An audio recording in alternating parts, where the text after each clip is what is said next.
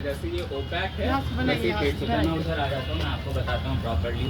ठीक है, देखिए हम कहीं पे भी जाते हैं तो हम ईपीसी हैं, इंजीनियरिंग प्रोक्योरमेंट एंड कंस्ट्रक्शन।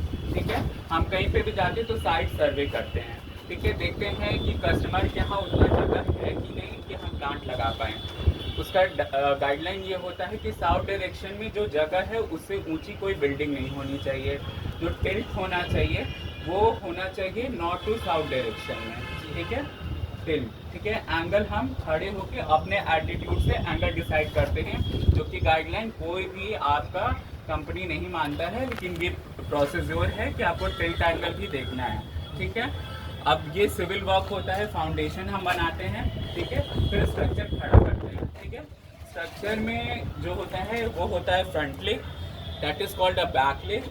ठीक है, ये होता है राफ्टर, ये होता है पर्लिंस। ठीक है, और ना दो पिलर्स को टाइटली, मतलब कि बैक लेग और फ्रंट लेग को टाइट करने के लिए हम लगाते हैं ब्रेसिंग्स। ठीक है, अपना पैनल्स को हम क्या करते हैं, स्ट्रिंग्स बनाते हैं। तो वो मतलब कि अगर 3 किलोवाट का लोड है तो हम क्या करेंगे, 3000 वाट डिवाइडेड बाय पैनल का जितना वाटेज होगा, पीक वाटेज, उससे डिवाइड करेंगे। ठीक है, तो पीक वाटेज से डिवाइड कर देंगे तो नंबर ऑफ पैनल्स हमारा निकल जाएगा। ठीक है, अब उस पैनल्स को हम जोड़ेंगे कैसे, मतलब एक को दूसरे से हम सीरीज में कनेक्ट करेंगे। इसके लिए ये यूज़ करते हैं, इसको जम्फर या MC4 कनेक्टर कहते हैं। हाँ, MC4 कनेक्टर कहते हैं। अब कोई निकाइए और इसका स्पेसिफिकेशन पढ़िए, फिर मैं आपको समझाता हूँ। कहीं पे लिखा होगा यहाँ पे, हाँ पढ़िए पढ़िए। Rated peak power 545-000, voltage at maximum power VMP 42.47 volt, current at maximum power IMP 12.8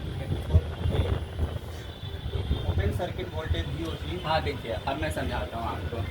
इसमें लिखा हुआ है पीक वाटेज, तो पीक वाटेज वही आपको नंबर ऑफ पैनल्स निकालने में यूटिलाइज होगा। वोल्टेज एट मैक्सिमम पावर है, मतलब कि ना मैक्सिमम पावर जब जाएगा तो आपका वोल्टेज कितना एक्सीड कर सकता है वो बता रहा है। सेम ईयर करंट भी कितना एक्सीड कर रहा है वो बता रहा है। VOC से हम स्ट्रिंग बनाते हैं। हम अगर पैनल को जोड़ रहे हैं तो उसका जो VOC है वो एडिशन हम करके देखेंगे। वो VOC एक MCB अगर हम 500 वोल्ट का लगा रहे हैं तो उस 500 वोल्ट से ज़्यादा एक्सीड नहीं करना चाहिए, आपका प्लांट ट्रिप कर जाएगा। ठीक है, अब वहाँ पे आप एक पैनल का शो करता है। हाँ, एक पैनल पड़ रहा है तो half of the circuit will work proper. ठीक है, इसके अंदर छोटे छोटे PN जंक्शन बने होते हैं। ये छोटे छोटे PN जंक्शन होते हैं जो इलेक्ट्रॉन्स और होल्स को मतलब इंटरचेंज करके और फिर इलेक्ट्रिसिटी प्रोड्यूस करते हैं। अब आप यहाँ से DC एनर्जी ग्रैब कर रहे हैं और वो DC एनर्जी इस MCB में दे रहे हैं। That is called DC-DC। DC मतलब DC करंट, DB मतलब डिस्ट्रीब्यूशन बोर्ड। ठीक है, ये होता है सर्ज प्रोटेक्शन डिवाइस, मतलब किसी भी तरीके को सर्ज से आपके कंपोनेंट को प्रोटेक्ट करने के लिए हम ये लगाते हैं। ये फ्यूजेस होता है, इज एन एक्स्ट्रा प्रोटेक्शन, और ये होता है कनेक्टर्स। ठीक है, अब यहाँ पे हम दो स्ट्रिंग्स बनाए हुए हैं, एक 15 पैनल का, एक 10 पैनल का, दोनों को हम कनेक्शन किए हुए हैं MCB में। ठीक है, अर्थिंग 3 तरीके की करते हैं। एक DC अर्थिंग करते हैं। DC अर्थिंग में आप देखेंगे हर स्ट्रक्चर बाय स्ट्रक्चर, उसको बॉडी अर्थिंग भी कहते हैं।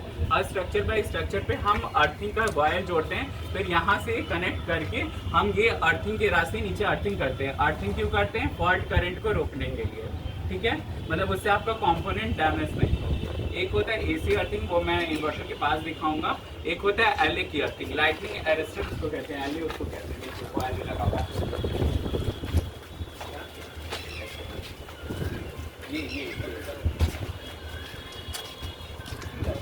इतना नज़दीक नहीं होना चाहिए कि मान लीजिए कोई ठंडरिंग होती है तो आपका प्लांट डैमेज हो जाए। जैसे कि वो लगा हुआ है वो गलत लगा हुआ है।